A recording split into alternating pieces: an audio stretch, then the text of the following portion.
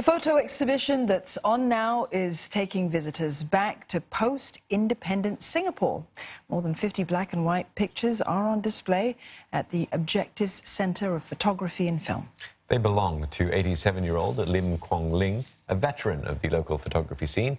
The diverse array of street scenes and people tells the story of his bond with a rapidly changing Singapore back in the 1960s and 70s. The curator of the exhibition, Chua, joins us in studio to tell us more about it. Ryan, thanks for coming in. Thanks for having me here. Now, firstly, tell us how you got to know Mr. Lim and how exactly this exhibition came about. I actually got to know him last year. It was during one of the exhibitions that I curated. It happened to be about Singapore in the 60s and 70s as well. So his daughter-in-law brought him to the exhibition. He was curious about us. And then he sent us a photo book about the book that he had. So I took a look and I was like, oh, wow, he has lots of treasures. So I got very intrigued and I set up a meeting with him. I went to his house and, wow, it was really a treasure trove over there. I saw many interesting images and the conversation started and we got to know each other. Yeah. And we see some of these images popping up on the screen as well, so our viewers at home can see what we're talking about here. It really is quite a nostalgia trip and a trip back in time. Yeah, definitely. So, like, the process was like, I first met him and then he was a bit unsure about us, not sure if we could really do an exhibition for him. And then I introduced him to the curator of the National Gallery who were very interested in his original black and white prints. So eventually they collected 47 of his prints, which was really quite an amazing feat.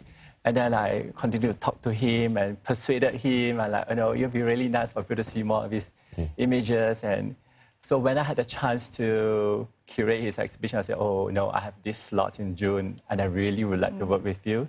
And he finally said, hey, why don't you tell me what you have in mind? Finally relented. Yeah, that's right. So as Steve just mentioned, viewers at home have been seeing it, as we have here in studio, some of these wonderful black and white images on screen. What makes the 60s and the 70s such a unique period for capturing, you know, images, photography? Yeah, I think for Singapore being so rapidly changing, when I saw the images of the 60s and 70s, actually I could not recognize most of the places. Yeah, even the things that people were doing back then, it was something that's so unfamiliar to me, even though it was just about 50 years ago. So when I saw that, it really, you know, intrigued me and made me curious about what happened back then, because I didn't know that much. We know a bit here and there, but looking at all these images really transported us back to the times when, you know, life was totally different from what we have right now. Yeah. And which are give us some examples then of some of the ones that really spoke to you. Yeah, I think one of the images I really liked was the one of the children playing at Mata Ikan. So Mata Ikan is actually now known as the Changi Business Park. It's no longer in existence. So that picture was showing like 3 children pulling a boat. I really like how he captured that moment. It really kind of showed this very carefree spirit that the children had. And as he said also, like, he really wanted to capture the innocence of the children playing freely. That's very different from children right now being stuck at home, studying and playing with the electronic devices.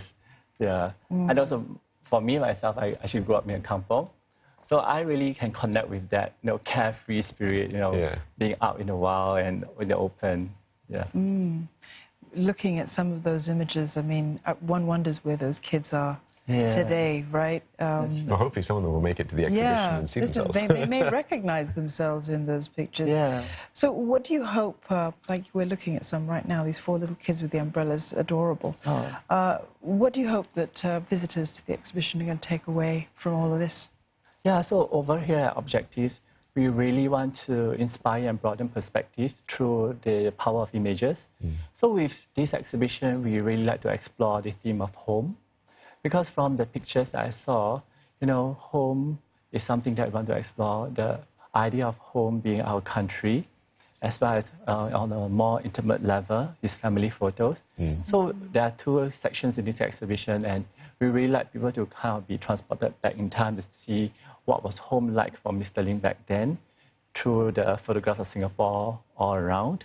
And also, we also want them to think about their relationship of home, for people to kind of think about what is home to them. And also, we also like them to bring their older folks at home for this exhibition, to have this conversation with them about what was their life back then, and to also, start to know more about, the past, and also talk about what were interesting for them and to know more about each other. So we also want to create dialogues as well. Yeah. And why did you choose to go with black and white photos? Why do I choose? Well, basically because firstly, most of the pictures were black and white. Yeah, he had some colored photos as well, but the colored photos were actually faded. The color actually discolorized. So black and white has a more, it stays better and it really looked good. And I really like how we can see the contrast and all the different aspects of the images.